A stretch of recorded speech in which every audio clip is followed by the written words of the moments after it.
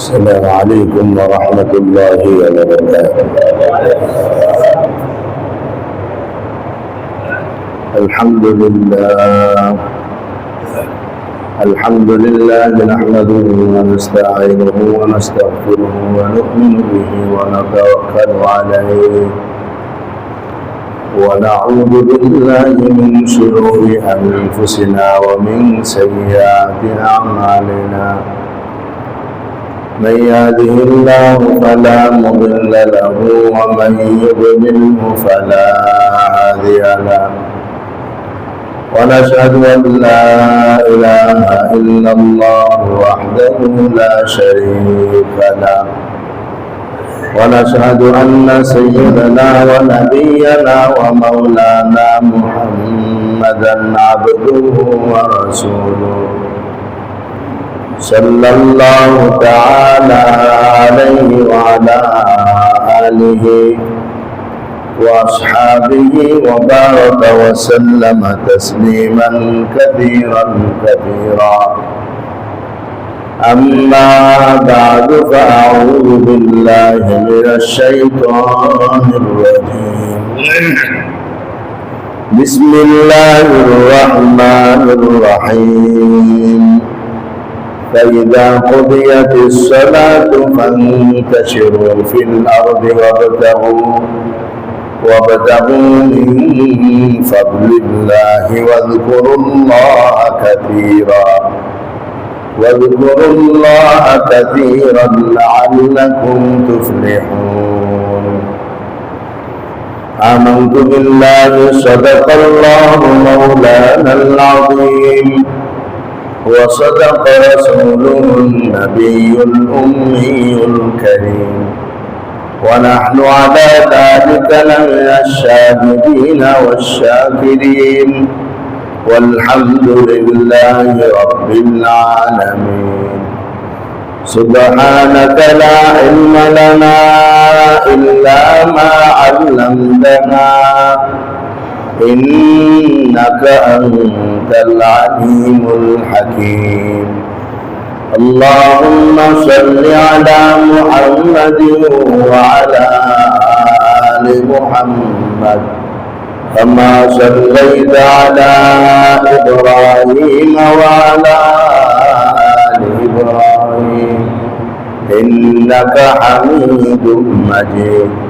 اللهم بارك على محمد وعلى آل محمد كما باركت على إبراهيم وعلى آل إبراهيم إنك حميد مجيد.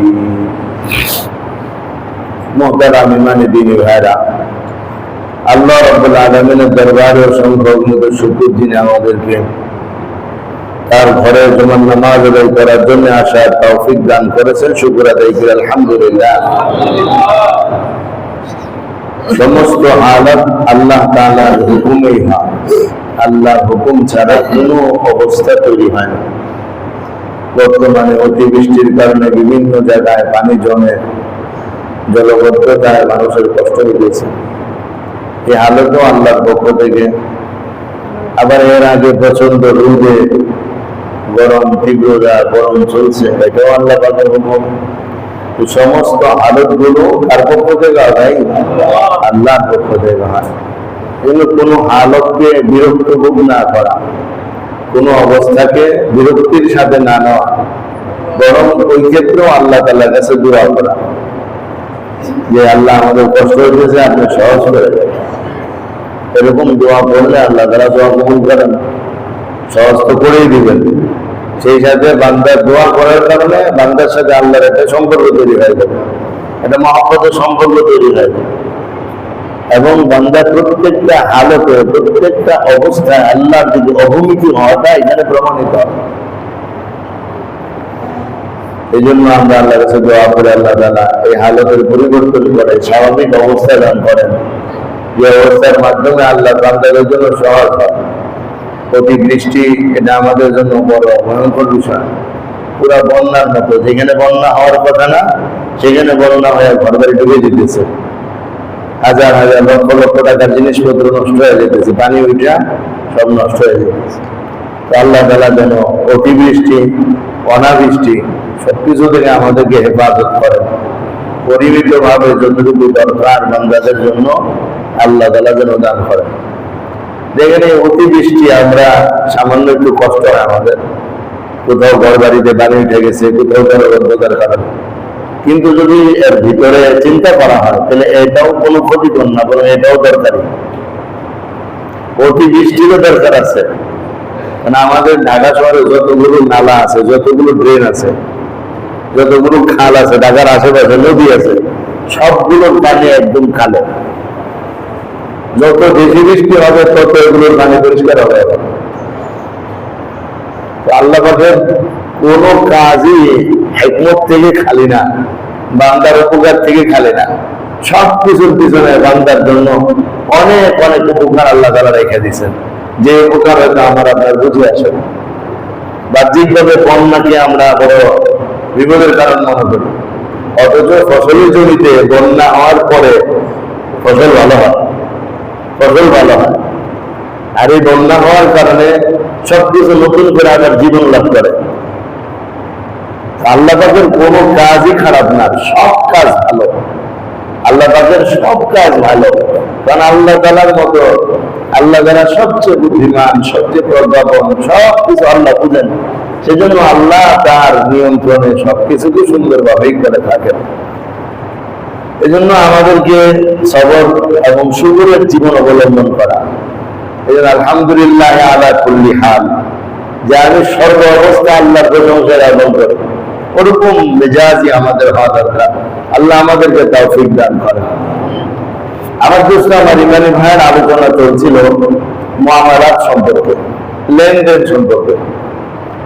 একজন মানুষ পরিপূর্ণভাবে ইসলামের উপর চলতে হলে অন্তত পক্ষে 6টা জিনিস আয়ত্ত করা দরকার, এবং ওই 6টার উপরে চেষ্টা করা দরকার। নতুবা ওই সাইডে তার ত্রুটি এবং দুর্বলতা থেকে যাবে। এর মধ্যে 1 নম্বরের বিষয় হলো ঈমান, আকীদা। ঈমান, আকীদা এমন এক জিনিস যার সাথে যদি ত্রুটি থাকে তাহলে মানুষ বেঈমান হয়ে যাবে। কি হয়ে যাবে? ঈমানের ব্যাপারে কোন ত্রুটি মানুষকে বেঈমান বানায় দেয়। এই ত্রুটি মাপ নাই, আর বাকি সবগুলো ত্রুটিতে ক্ষমা আছে। ঈমানের ত্রুটিতে কোনো ক্ষমা করা হবে না আখিরাতে। 2 নম্বর বিষয় হলো ইবাদত। ইবাদত গুলো আল্লাহর যতগুলো হুকুম আছে সবগুলো ঠিকঠাক মতো আদায় করতে হবে। এখানে যদি ত্রুটি হয় তো নেক আমলের কারণে সেগুলো আল্লাহ তাআলা ক্ষমা করে দেবেন। ঈমানের ত্রুটির কোনো ক্ষমা নাই। 3 নম্বরে হলো মুআমালাত, এই লেনদেন, যার আলোচনা আমরা এখন শুরু করছি। আয় উপার্জন, কামাই, রোজগার। এক্ষেত্রে আল্লাহর কিছু বিধান আছে, ওই বিধান মোতাবেক চলতে হবে। এর বাইরে যাওয়ার কোনো সুযোগ নেই। এর বাইরে গেলে উপার্জন হারাম হয়ে যাবে। উপার্জন হারাম হলে ইবাদত কবুল হবে না, আর এই সব মিলে আমাকে আপনাকে জাহান্নামে নিয়ে যাবে। 4 নম্বর বিষয় ছিল সামাজিকতা, সমাজ ব্যবস্থা, আরবিতে বলে মুআশারাত। এই মুআশারাত নিয়ে আমরা দীর্ঘ আলোচনা করেছি। 5 নম্বরে ছিল আখলাক, স্বভাব চরিত্র। এটা নিয়ে আলোচনা হয় নাই, সামনে হবে ইনশাআল্লাহ। একজন মানুষের স্বভাব কেমন হবে, মুসলিম হিসেবে আমার চরিত্র, আমার স্বভাবটা কেমন হওয়া দরকার, সেটা আমাদের প্রত্যেকেরই শেখা দরকার এবং আমল করা দরকার।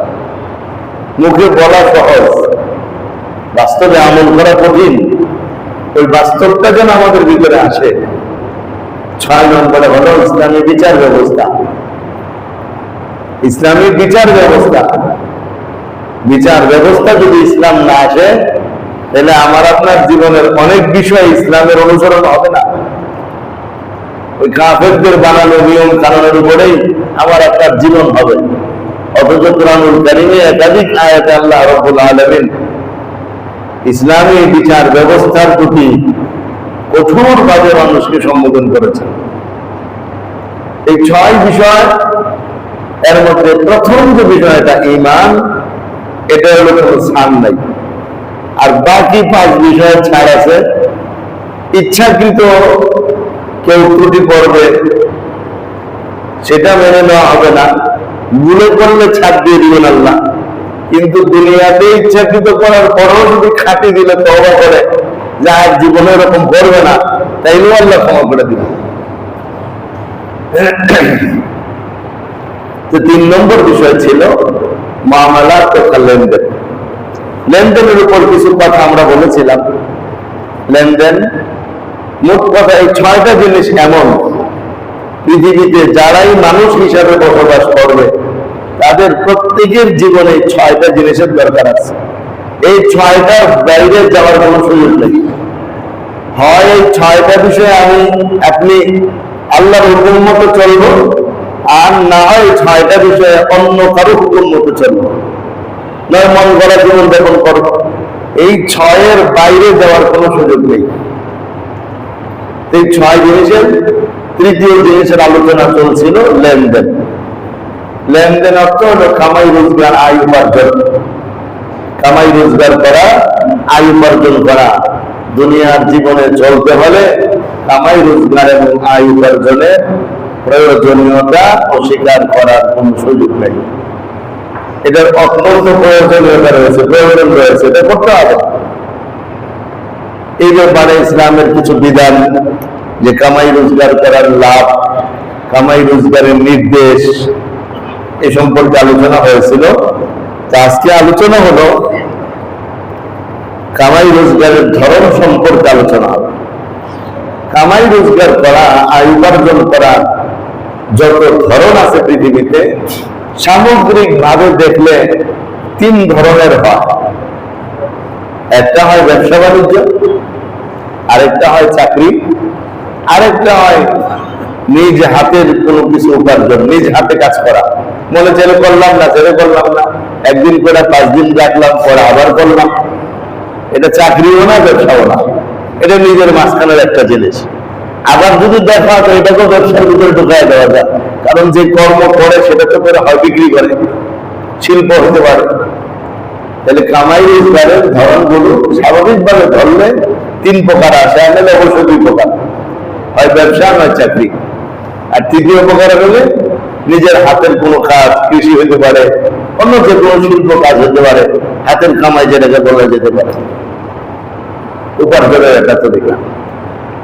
সবাই কিন্তু কোনো না কোনো পন্থা উপার্জনের মধ্যে আছেই, সবাই কোনো না কোনো ভাবে আছে এবং থাকতেও হবে। আগের বারে আলোচনাটা আসছিল যে হালাল উপার্জন করা প্রত্যেক মুসলমানের উপর ওয়াজিব। হালাল উপার্জন করা কি ভাই? সুন্নত, মুস্তাহাব, ওয়াজিব। এবং হালাল উপার্জন করা ফরজ ইবাদতের পরের ফরজ, ফরজ ইবাদতের পরের ফরজ। নামাজগুলো 1 নম্বরের ফরজ, রোজা 1 নম্বরের ফরজ, হজ যাকাত ফরজ হলে 1 নম্বরের ফরজ। আল্লাহর দ্বীনের অন্যান্য বিধানগুলো যেগুলো ফরজ, এগুলো সবার আগে, এরপরে ওয়াজিব, এরপরে সুন্নাত। এই সমস্ত ফরজগুলো আদায় করার পরের ফরজ হলো হালাল উপার্জন। এবং হালাল উপার্জন করা, এটার যে কত ফজিলত, উপার্জনের ধরনগুলো যেমনই হোক, সবগুলো যদি হালাল হয়, তাহলে আল্লাহ রাসূল সাল্লাল্লাহু আলাইহি ওয়াসাল্লাম ইরশাদ করেন, যে ব্যক্তি হালাল উপার্জনের কোন পথ অবলম্বন করে সে যেন আল্লাহর রাস্তায় চলতে থাকে। আল্লাহর রাস্তায় আমরা বলি না যে মাদ্রাসায় গেল ইলম শিখতে, সে আল্লাহর রাস্তায় গেল। যে তাবলীগ জামাতে গেল, সে আল্লাহর রাস্তায় গেল। যে কোনো হক্কানি আলেমের গান শুনতে গেল, সেও আল্লাহর রাস্তায় গেল। নামাজ পড়তে আসলো, সে আল্লাহর রাস্তায় গেল, নাকি ভাই? ব্যবসা করতে গেলেও কি আল্লাহর রাস্তা হয়? চাকরি করতে গেলেও কি আল্লাহর রাস্তা হয়? খেত খাওয়ার করতে গেলেও কি আল্লাহর রাস্তা হয়? হ্যাঁ, আল্লাহ নবী সাল্লাল্লাহু আলাইহি সাল্লাম বলেছেন ওইটাও আল্লাহর রাস্তা হয়। সুবহানাল্লাহ বলেন। আমাদের ব্যবসাকেও আল্লাহ নবী আল্লাহর রাস্তা হিসেবে আখ্যায়িত করলেন, আমাদের চাকরিকেও আল্লাহ নবী আল্লাহর রাস্তা হিসেবে আখ্যায়িত করলেন, আমাদের কামাই রোজগারের পথকেও নবীজি আল্লাহর রাস্তা হিসেবে আখ্যায়িত করলেন।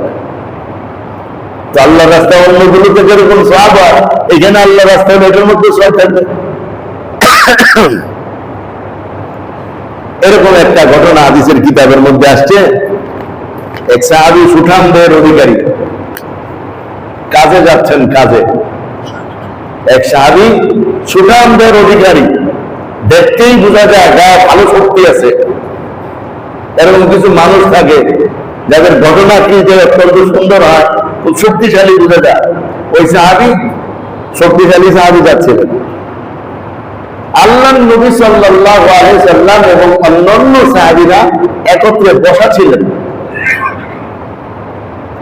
একজন সাহাবী দেখে লোককে যাচ্ছে তো কাজের জন্য, দেখা মাত্র বললেন, ইস, যদি লোকটা আল্লাহর রাস্তায় অর্থাৎ জিহাদের কাজে থাকতো অনেক ভালো হতো। কি বললেন? ইস, যদি ওই লোকটা আল্লাহর রাস্তায় অর্থাৎ জিহাদের কাজে থাকতো তো অনেক ভালো হতো। আল্লাহ নবী সাল্লাল্লাহু আলাইহি ওয়াসাল্লাম চিন্তা করলেন যে আমার সাহাবীরা তো আল্লাহর রাস্তা বলতে জিহাদের কাজকেই খালি বুঝলো। তো নবীজি সাল্লাল্লাহু আলাইহি ওয়াসাল্লাম আল্লাহর রাস্তা একটা ব্যাখ্যা ওইখানে দিলেন। কি দিলেন? নবীজি বলে, ইন কানা খরাজা ইয়াসা আলা ওয়ালাদিহি সিগারান ফাহুয়া ফি সাবিলিল্লাহ। এই লোকটি যদি ঘর থেকে তার ছোট ছোট বাচ্চাদের ভরণ পোষণ এবং তাদের খাবার দাবারের চিন্তা এবং ফিকির নিয়ে কাজের জন্য বের হয়ে থাকে, তাহলে সে আল্লাহর রাস্তায় আছে। সুবহানাল্লাহ। বলে, আমার বাচ্চা আছে ছোট, ওই বাচ্চাদের লালন পালন করার জন্য তো আমার কাজে যাওয়া লাগবে, আমার দোকানে যাওয়া লাগবে, ব্যবসা করা লাগবে, দিন মজুরির কাজ করা লাগবে, শ্রম দেওয়া লাগবে, শ্রমিক হওয়া লাগবে। হালাল যে কোনো পেশা অবলম্বন করে যে ব্যক্তি সকালে ঘর থেকে বের হইল, সে কোথায় গেল? কোথায় গেল? চকবাজারে। সে আল্লাহর রাস্তায় গেছে। এবার দেখে নিয়ে যাক, নিউ মার্কেট যাক আর চকবাজারে যাক আর মৌলভী বাজারে যাক না অন্য কোনো কর্মস্থলে যাক, সে কোথায় গেছে ভাই? আল্লাহর রাস্তায় গেছে। 2 নম্বরে নবীজি বলেন, ওয়াইন কানা খারাজা আলা আবাওয়াইনি শাইখাইনি কাবীরাইনি ফাহুয়া ফি সাবিলিল্লাহ। আর এই লোকটি যদি তার বৃদ্ধ বাবা মায়ের সেবা যত্ন করার জন্য, বৃদ্ধ বাবা মায়ের খরচাদির ব্যবস্থা করার জন্য, বৃদ্ধ বাবা মার ভরণ পোষণের জন্য, বৃদ্ধ বাবা মার ঔষধপত্র কিনে দেওয়ার জন্য যে টাকা পয়সা দরকার, ওইটা সংগ্রহ করার জন্য বের হয়ে থাকে, তাহলেও সে আল্লাহর রাস্তায় আছে। বাবা মা বুড়া হয়ে গেছে, এখন ঔষধ লাগে অনেক টাকা, অনেক ধরনের আয়োজন পুরা করতে হয়, প্রয়োজন পুরা করতে হয়। এই সব বিবেচনা করে এমন সে বাবা মার জন্য কাজে করেছে, দেখি কাজ করে যা পাবো, বাবা মাকে আইনা খেদমত করবো, বাবা মার সেবা যত্ন করবো বলে এই নিয়ত যদি কেউ ঘর থেকে কাজের জন্য বের হয়, তাহলেও সে আল্লাহর রাস্তায় গেল। তৃতীয়বার নবীজি বলেন, ওয়াইন কানা খরাজা আলা নাফসিহি ইয়াউফুহা ফাহুয়া ফি সাবিলিল্লাহ। আর যদি সে ঘর থেকে নিয়ত বের হয় যে আমি যেন মানুষের কাছে ভিক্ষা না করি, আমি যেন মানুষের বোঝা না হই, আমি যেন মানুষের দরজায় গিয়ে ভিক্ষা করা না লাগে, এই জন্য আমি কাজ করি, এই জন্য আমি চাকরি করি, এই জন্য আমি ব্যবসা করি, আমার যেন মানুষের কাছে হাত পাতা না লাগে। আল্লাহ রাসূল সাল্লাল্লাহু আলাইহি ওয়াসাল্লাম বলেন, এই নিয়ত যদি যায় তাহলেও সে আল্লাহর রাস্তায় গেল, আল্লাহর রাস্তায় গেল। চতুর্থবারে নবীজি বলেন, ওয়াইন কানা খরাজা ইয়াসআ রিয়ান ওয়া মুফাখারাতান ফাহুয়া ফি সাবিলিশ শাইতান। আর যদি সে গর্ব করার জন্য, অহংকার করার জন্য, মানুষের সাথে অহংকার করার জন্য কোনো ব্যবসা, কোনো কর্ম, কোনো পেশায় নিয়োজিত হয়, তাহলে সে শয়তানের রাস্তায় গেছে। কার রাস্তায় গেছে ভাই? এইখানে আমাদের কামাই রোজগার করার নিয়ত আমাদের নবীজি পরিষ্কার করে দিয়েছেন। আচ্ছা, মানুষ তো কামাই রোজগার হয় নিজের জন্য, নয় বাবা মার জন্য, নয় সন্তান ইত্যাদি, এই সন্তান স্ত্রী ওনাদের জন্যই তো মানুষ কামাই করে, সবার জন্যই তো করে। যে আমি নিজেও ভিক্ষার হাত থেকে বিরত থাকবো, আমার সন্তানরা সঠিকভাবে ভরণ পোষণ এবং প্রয়োজনীয় জিনিস পাবে, আমার মা বাবাও পাবে, আমার আত্মীয় স্বজন গরিব মিসকিনরা পাবে, এই নিয়তেই তো মানুষ বের হয়। তো আল্লাহ নবী বলেন, এই নিয়তে যারা যারা বের হবে সবাই আল্লাহর রাস্তায় থাকবে। কখন যদি ব্যবসা করে এই নিয়তে যে আমার টাকা পয়সা হইলে আমি দেখা ছাড়বো এলাকার মানুষরে, আমি এটা করবো ওটা করবো, একটা ভাব সাপ নিয়ে যদি করে, তাহলে কার রাস্তা হবে? এটা শয়তানের রাস্তা হবে। কার রাস্তা হবে ভাই? শয়তানের রাস্তা। তো এই মন মানুষের মধ্যে সাধারণত থাকে না, তারপরে যদি কারো থাকে এর দ্বারা নবীজি তার চিকিৎসা করে দিলেন, যে এই মন মানুষ যদি না থাকে। এবার চিন্তা করে দেখেন আমার ভাই, আমার দোস্ত, কামাই রোজগারের এই পথকে আল্লাহ নবী আল্লাহর রাস্তা আখ্যায়িত করে দিচ্ছেন। মুসলমানদেরকে বেকার থাকার জন্য না কাজ করার জন্য? ভাই, বেকার থাকার জন্য না কাজ করার জন্য। এই জন্য কেউ যেন বেকার না থাকে, কেউ যেন বেকার না থাকে, বরং সবাই কোনো না কোনো কাজ, কোনো না কোনো উপার্জনের মাধ্যম অবলম্বন করা জরুরি। কারণ সেটাও তো আল্লাহর রাস্তা। আর এটা আল্লাহর রাস্তা কখন হবে? নামাজ বাদ দিয়া না নামাজ পড়া? ভাই, নামাজ বাদ দিয়া না নামাজ পড়া? নামাজ বাদ দিয়ে যদি কেউ সারাদিন দোকানে থাকে, ওটা আল্লাহর রাস্তা হবে নাকি? ওটা আল্লাহর রাস্তা হবে না। ওটা তো আগের হাদিসে পরিষ্কারই হয়ে গেছে। আল্লাহর রাস্তা হওয়ার জন্য দ্বীনের প্রথম স্তরের ফরজগুলো আদায় করার পর এবার কামাই করার যত হালাল পদ্ধতি আছে, সব হালাল পদ্ধতি আল্লাহর রাস্তায় জন্য স্বীকৃত। এর অর্থ কি?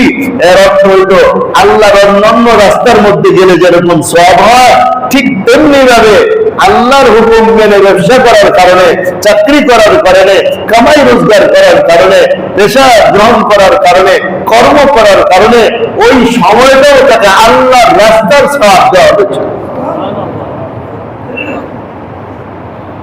আজ মুসলমানরা যদি এটা বুঝতো যে আমার দোকানদারি তো সওয়াব, আমি মসজিদে 2 রাকাত নফল বেশি পড়তে পারি না তো কি হয়েছে, আমার দোকানদারি তো নফলের সওয়াব, আমি ফরজ নামাজটা পড়ে দোকানদারি করি না।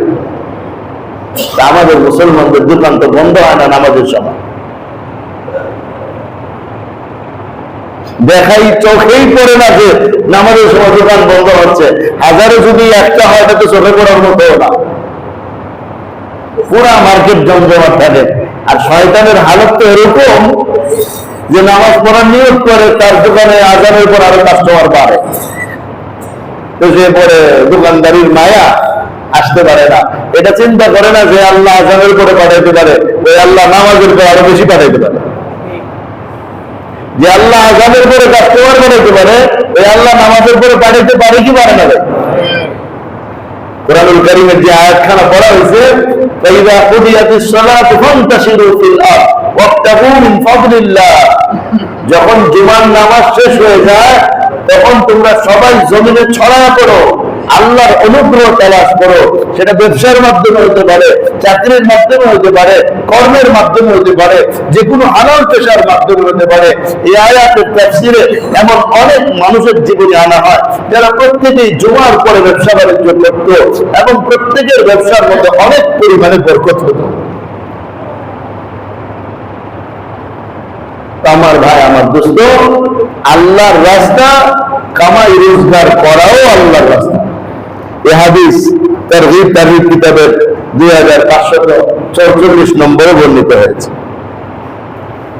তো যে সমস্ত মানুষরা কামাই রোজগারের যে কোনো পেশা অবলম্বন করে, বেকার থাকে না, বেকার থাকে না, কাজ করে, কামাই রোজগারের যে কোনো পেশা অবলম্বন করে, হোক ছোট হোক বড়, এমন কোন মানুষকে আল্লাহ তাআলা ঘৃণা করবেন তো দূরের কথা, বরং আল্লাহ তাআলা যাকে ভালোবাসেন তাকে মহব্বত করেন। সুবহানাল্লাহ। যেমন হাদিস শরীফের মধ্যে নবীজি সাল্লাল্লাহু আলাইহি ওয়াসাল্লাম ইরশাদ করেন, ইন্নাল্লাহ তাআলা ইউহিব্বুল মুমিনাল মুহতারিফা। তারগীব ও তারহিব কিতাবের 2545 নম্বরে হাদিস বর্ণিত হয়েছে। আল্লাহ নবী বলেন, পেশাজীবী, শ্রমজীবী, কর্মজীবী মানুষকে আল্লাহ তাআলা পছন্দ করেন, ভালোবাসেন। সুবহানাল্লাহ। এবার যে কোনো পেশা হোক, হালাল হতে হবে। হোক না সেটা নাপিতের পেশা, হোক না সেটা মানুষের গায়ে সিঙ্গা হিজামা দেওয়ার পেশা, হোক না রাস্তাঘাট ঝাড়ু দেওয়ার পেশা, হোক না ড্রেন পরিষ্কার করার পেশা, হোক না আরেকজনের বাড়িতে কাজ করার পেশা, যে কোনো পেশা অবলম্বন করে সেটা হালাল হইতে হবে, হালাল পদ্ধতির হইতে হবে। তাইলে ওই লোকটাকে কে ভালোবাসেন? আল্লাহ ভালোবাসেন। যে আল্লাহ তাআলা ভালোবাসেন, আর কত মানুষকে ভালোবাসেন, নামাজীদেরকে ভালোবাসেন, রোজাদারকে ভালোবাসেন, জিহাদকারীদেরকে ভালোবাসেন, দান সৎকারীদেরকে ভালোবাসেন। এখন দেখা যাচ্ছে যে কাজ করে নিজের কামাইয়ের জন্য, ভিক্ষা থেকে বাঁচার জন্য, সন্তানদের ভরণ পোষণ, মা বাবার প্রয়োজন এবং সন্তান স্ত্রীদের ভরণ পোষণ, এই নিয়ত যে কাজ করে তাকেও আল্লাহ তাআলা ভালোবাসেন। তো বেকাররে আল্লাহ ভালোবাসে না কাজের লোকরে আল্লাহ ভালোবাসে? আমরা বেকার থাকবো কেন? আমাদের মুসলমান বেকার থাকবে কেন? একজন মানুষকে যেন বেকার না থাকে, প্রত্যেকেই যেন যে কোনো একটা পেশা তার জন্য যেটা সহজ হয় সেটা অবলম্বন করতে থাকে। আর আল্লাহর কাছে কি করতে থাকে? ওই যে আয়াতের পরে আছে, বেশি বেশি আল্লাহর জিকির করতে থাকবো। ওই পেশার মধ্যে আল্লাহর জিকির করতে থাকবো, ওই কর্মের মধ্যে আল্লাহর জিকির করতে থাকবো। মাটি কাটে ওইখানে আল্লাহর জিকির চলবে, দোকানদারি করে ওইখানে আল্লাহর জিকির চলবে, চাকরি করে ওইখানে আল্লাহর জিকির চলবে, নাপিত হয়ে চুল কাটে তো ওই সময় আল্লাহর জিকির চলবে। ফাজকুরুল্লাহ কাসীরা, তাহলে বেশি বেশি আল্লাহর জিকির করো, লাআল্লাকুম তুফলিহুন, তাহলে তোমরা সফল হয়ে যাবে। আমার ভাই, আমার দোস্ত, পেশাজীবী মুসলমানকে কে ভালোবাসেন? আল্লাহ ভালোবাসেন। এখন এই পেশা যেটাই হোক, একটা জিনিস মনে রাখা দরকার, আমরা অনেক পেশাকে ঘৃণা করি। এটা একটা কাজ ঘৃণা করতে পারে, অনেকে ঘৃণা করতে পারে। এটা মনে রাখতে হবে, ওকে আল্লাহ ভালোবাসে, আমি কেন ঘৃণা করি?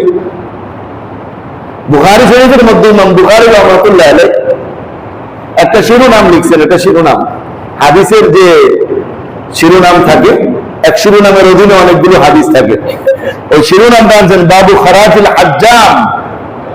বাবু খারাজিল হাজ্জাম, হাজ্জাম মানে যারা হিজামা করে, সিঙ্গা লাগা, শরীরের দূষিত রক্ত টেনে বের করে। এখন তো এটা হিজামা সিস্টেম হয়ে গেছে, প্লাস্টিকের কাপ দিয়ে সুন্দর করে টেনে বের করে। আগে এটা ছিল গরুর শিং দিয়ে করতো, শরীরে টুকাই দেয়া শিং দিয়া মুখে লাগায়া টানতে রাখতো, ফলে শরীরের ময়লা রক্তগুলো বের হয়ে যেত। এটা বিষ ব্যথা থেকে বাঁচার একটা ঔষধ। আল্লাহ নবী সাল্লাল্লাহু আলাইহি ওয়াসাল্লাম হিজামা করছেন, যেখানে ব্যথা মনে করতেন হিজামা করেছেন। নবীজি হিজামা করছেন, রোজা রাখাও দিনের বেলা, এহরামের পড়া অবস্থাও হিজামা করেছেন, মঙ্গলবারে হিজামা করতেন। বিভিন্ন হিজামা নিয়ে নবীজির অনেক কথা আছে। ইমাম বুখারী রাহমাতুল্লাহ আলাইহি ওই অধ্যায়টা লিখেছেন বাবু খারাজিল হাজ্জাম, যারা সিঙ্গা লাগায় তাদের উপার্জন সম্পর্কে এই অধ্যায়। এদের উপার্জনটা কি ভালো না মন্দ, এদের উপার্জনটা কি হালাল না হারাম, এদের উপার্জনটা কতটুকু বৈধ, এই সম্পর্কে শিরোনাম। এখন আমাদের দেশে যারা সাধারণত, এখন তো সুন্দর সিস্টেম হয়ে গেছে হিজামা, আগে তো লাগাইতো মুখ দিয়া, শিং দিয়া।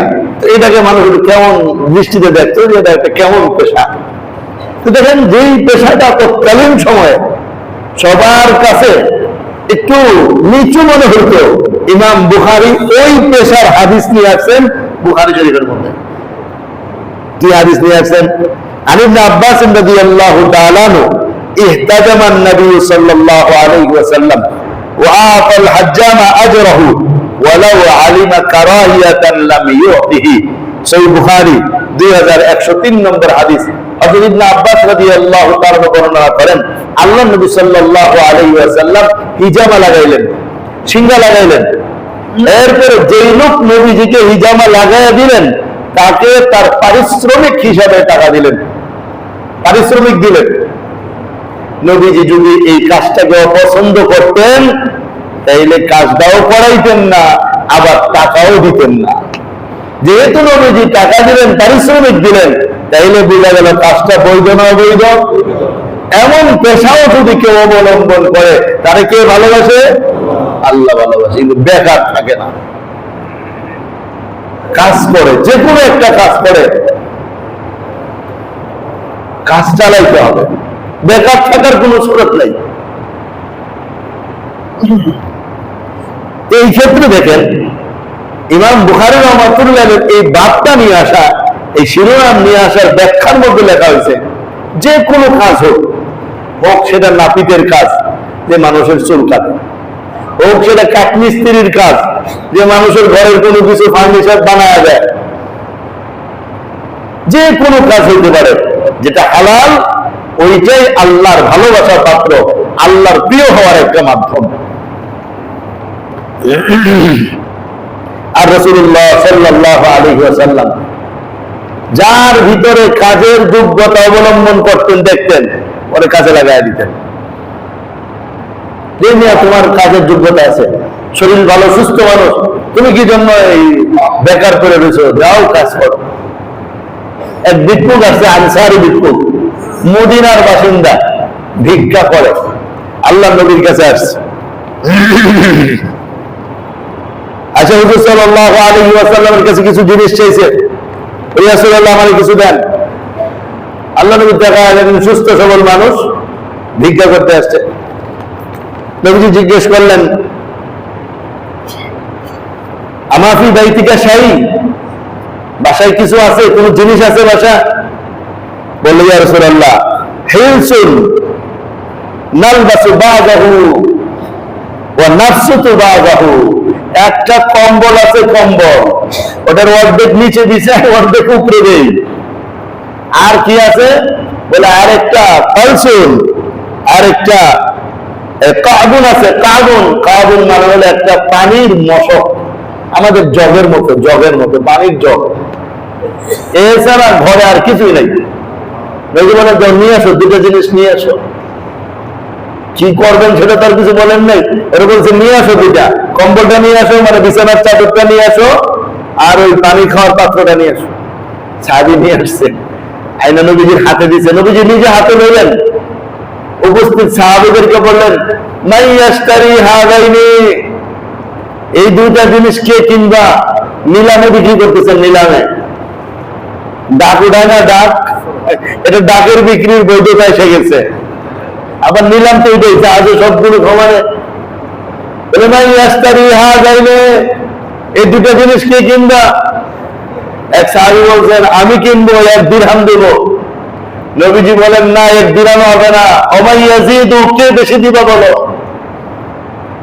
দেখেন কি কিভাবে বেচা কিনা চলতেছে, যে না 1 দিরহাম বেচবো না, বেশি কে দিবা বলো। তারেক সাহেব বলেন, আমি 2 দিরহাম দেব ইয়া রাসূলুল্লাহ। নবী সাল্লাল্লাহু আলাইহি ওয়াসাল্লাম দুটো কাপড়, দুটো আসবাব ওনাকে দিয়ে নিলেন, 2 দিরহাম নিলেন। মিয়া ব্যক্তিকে বলেন, 1 দিরহাম দিয়ে বাজার করে বাসায় বাজার দিয়েছো,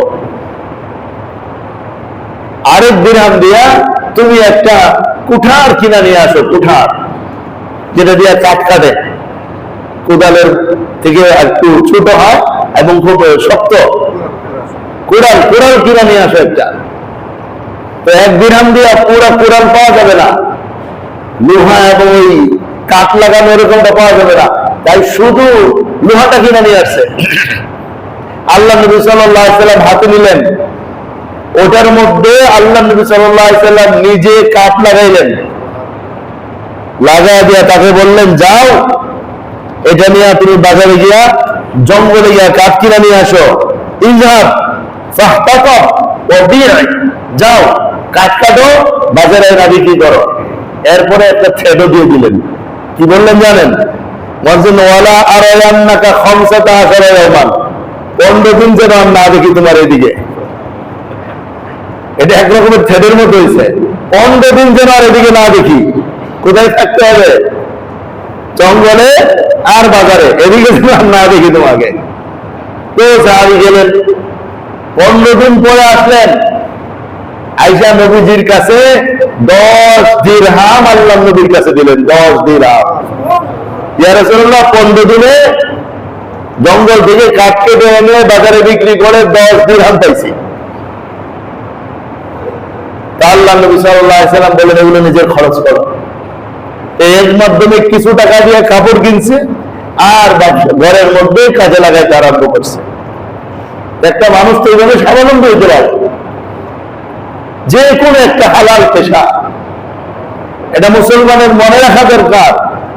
কোন পেশা যেটা হালাল হবে, ওই পেশাজীবী ব্যক্তিকে আল্লাহ ভালোবাসেন, ওই পেশাজীবী ব্যক্তিকে আল্লাহ রসুলও ভালোবাসেন। কেউ যদি ঘৃণা করে, ওটা তার ইমানের দুর্বলতা, ওটা তার অহংকারের বহিঃপ্রকাশ হবে যে আমাকে আল্লাহ বেশি দিয়েছে, এই জন্য আমি দুর্বল পেশাজীবীকে ঘৃণার চোখে দেখি। সাবধান হওয়া দরকার আমাদের। ঘৃণার চোখে দেখার কোনো বিষয় না, বরং যে কোনো ধরনের হালাল পেশা যে কেউ থাকবে তাকে আমি শ্রদ্ধার দৃষ্টিতে দেখব। কেননা তাকে তো মহব্বত করেন স্বয়ং আল্লাহ এবং তার রাসূল। বেকার থাকার কোনো সুযোগ আমাদের নাই। বরং দেখেন, মসজিদে এসে জিকির করলো আল্লাহর প্রিয় হয়ে যায়, মার্কেটে গিয়ে ব্যবসা করলো আল্লাহর প্রিয় হয়ে যায়। এই জন্য বেকার লোকেরা সমাজের সমস্যার কারণ হয়ে এই জন্য দাঁড়ায়, বেকারত্ব থাকতে থাকতে বড় শয়তান তাদেরকে ধরে, চাঁদাবাজি করে, শয়তানি করে। এখানে বেদ বসে, এখানে এটা বসা। ঢাকা শহরের বিভিন্ন জায়গা আছে, অযথা কোনো প্রয়োজন নাই, শুধু শুধু চাঁদাবাজি করতেছে। কেন চাঁদাবাজি করে? কাজ করতে পারে না। এদেরকে কেন কাজ দেওয়া হচ্ছে না? যে কেউ এদের কাজ দিতে পারে না, এরা কাজ করবে না। এরা কি কি করে খাবে? আর এই অবস্থা, বিভিন্ন জায়গায় চান্দা চান্দা চান্দা, আর এগুলো করতে থাকে। কোনো কাজ নাই। জিজ্ঞেস করে দেখেন, বলে আমাদের কোনো কাজ নাই। তো কাজ নেই, তোমরা তো সব আকাম করবা। কাজ করলে তো আকাম থেকে বেঁচে যায়। এই জন্য পেশা অবলম্বন করার উপরে আপনি চিন্তা করে দেখেন, ইসলামের মধ্যে পেশা অবলম্বন করাটাকে কত সুন্দর, মর্যাদাবান এবং আল্লাহর প্রিয় হওয়ার জায়গা নিয়ে রাখা হয়েছে। কেন সকালবেলা কাজের জন্য টুকরি আর কুদাল নিয়ে দাঁড়ায় থাকে, বেলচা নিয়ে কাজের জন্য দাঁড়ায় থাকে। লোকজন তাদেরকে নিয়ে কাজ করা দিনের বেলা ছেড়ে দেয়। এই লোকটা আল্লাহর প্রিয় যদি সে আল্লাহর হুকুমটা মাইনা কাজ করে, আর কিছু লাগবে না, আর কিছু লাগবে না। এই জন্য আমাদের প্রত্যেকের দরকার নিজেদের কর্মসংস্থান বের করা এবং বেকার মানুষদেরকে কাজের পথ দেখানো। আমাদের নবী যদি দেখাইতে পারেন, তাই আমাদের দেখানো দরকার নাই কেন? নবীজি তো এই লোকটাকে এটা বলতে পারতেন, আরে যাও উজু করো, 2 রাকাত নামাজ পড়ে কান্দে থাকো, দেখবা যে আল্লাহ কিভাবে গাইবি খাজানা থেকে তোমার জন্য রিজিক বাড়াইতে পারেন। এটা বলতে পারতেন না নবীজি? আচ্ছা, নবীজি যদি কাউরে নামাজে দাঁড় করাই দিতেন, ঠিক আল্লাহ তাদের খাবারের ব্যবস্থা করে দিত না? মুসা আলাইহিস সালামের উম্মতে আল্লাহ মান্না সালওয়া খাওয়াইছেন, আগনা বান্না। তাহলে আমাদের নবীর দোয়া থাকলে আমাদের খাওয়াতে পারতো না? কিন্তু আমাদের নবীজি এটা জান নাই যে মাগনা মাগনা বসে বসে খাও। নবীজি কাজ করে খাও, কাজে থাকো। আর কাজে থাকলে তো শরীর ভালো থাকে, শরীর সুস্থ থাকে, শরীরে সুখের বাসা হয় না। এই জন্য আল্লাহ নবী সাল্লাল্লাহু আলাইহি ওয়াসাল্লাম স্বাভাবিক একটা হাদিস ইরশাদ করেছেন, বুখারী শরীফের 1470 নম্বর বর্ণিত হয়েছে। নবীজি ইরশাদ করেন, ওয়াল্লাযী নাফসি বিয়াদি, ওই সত্তার শপথ যার হাতে আমার জান, অর্থাৎ আল্লাহর কসম, লা ইয়াখুযা আহাদুকুম হাবলাহু, কোন ব্যক্তি ঘর থেকে রশি নিছে, রশি, ফালইয়াহতাতিব আলা যাহরিহি, অতঃপর জঙ্গলে গিয়ে কাঠ কাটলো, কাঠ কাইটা ওই কাঠের বোঝা বাইদা নিজের পিঠের উপরে উঠাইছে, উঠায়া বাজারে নিয়ে গেছে, এরপরে বিক্রি করেছে।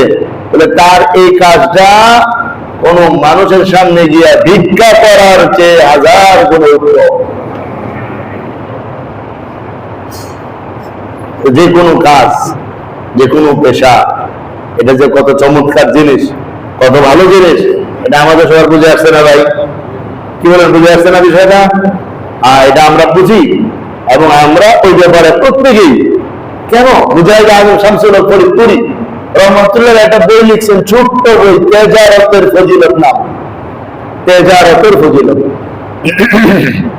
ওটার মধ্যে হুজুর বলছেন হালাল উপার্জন তো প্রত্যেকের উপর ওয়াজিব, তাহলে মহিলারা কিভাবে উপার্জন করবে? তো মহিলারা ঘরের মধ্যে বসে বসে সেলাই কাজ করে, কাপড় সেলাই করে টাকা কামাইতে পারে, ঘরের মধ্যে হাতের কিছু বানাইতে পারে। আগে একটা সময় গেছে বলে কুশি কাটা দিয়া এরকম সুন্দর সুন্দর এই শীতের বস্ত্র বানাইতে পারত, টুপি, সুতার টুপি সেলাই করতে পারত। এখনো তো এগুলো করতে পারে, কিন্তু এগুলো না করে ডাইরেক্ট বেপরদা হইয়া কামাই রোজগার করা শুরু হয়ে গেছে। এটা তো নাজায়েজ আর হারাম হয়ে গেছে, সাবিলুল্লাহ না, এটা সাবিলুল শয়তান হয়ে গেছে। কামাই রোজগারের দুইটা পথ, এটা আল্লাহর পথ আর একটা শয়তানের পথ। ভাই কয়টা পথ কামাই করার? দুটা পথ, একটা আল্লাহর পথ আর একটা শয়তানের পথ। আল্লাহর হুকুম নেয় না যারা কামাই করবে, তারা সবাই আল্লাহর পথে, আল্লাহর হুকুম লঙ্ঘন করে যারা কামাই করবে ওরা সবাই শয়তানের পথে। যেহেতু কামাই রোজগার আমাদের জীবনের অবিচ্ছেদ্য অংশ, করাই লাগবে। এই জন্য আমরা যেন সবাই আল্লাহর পথে কামাই করতে পারি, তাহলে আমাদের কামাইয়ের সবটাই সওয়াব হিসাবে আমাদের আমলনামার মধ্যে চলে আসবে ইনশাআল্লাহ। আর নাইলে শয়তানি পথে হলে সেটা আমাদের জন্য ক্ষতির কারণ হয়ে যাবে। তো আজকে এতটুকু পর্যন্ত আলোচনা যে কামাই রোজগারের কয়েকটা ধরন, এবং হুজুর সাল্লাল্লাহু আলাইহি ওয়াসাল্লাম বেকার মানুষদেরকে কামাই রোজগার উদ্বুদ্ধ করতেন। কামাই রোজগার হালাল পথে হলে আল্লাহর কথা, হারাম পথে হলে সেটা শয়তানের কথা। ইনশাআল্লাহ সামনে আল্লাহ যেহেতু নবী আলাইহিস সালাতু ওয়াস সালাম বলেন কিছু কামাইয়ের দলিল সহ আলোচনা আছে, সেটা আমরা শুনবো। আল্লাহ তাআলা আমাদের সবাইকে বেকার থাকার তুলনায় কাজ করার, কামাই রোজগারের হালাল পথ অবলম্বন করার তৌফিক দান করেন। ওয়া আখিরু দাওয়ানা আলহামদুলিল্লাহি রাব্বিল আলামিন।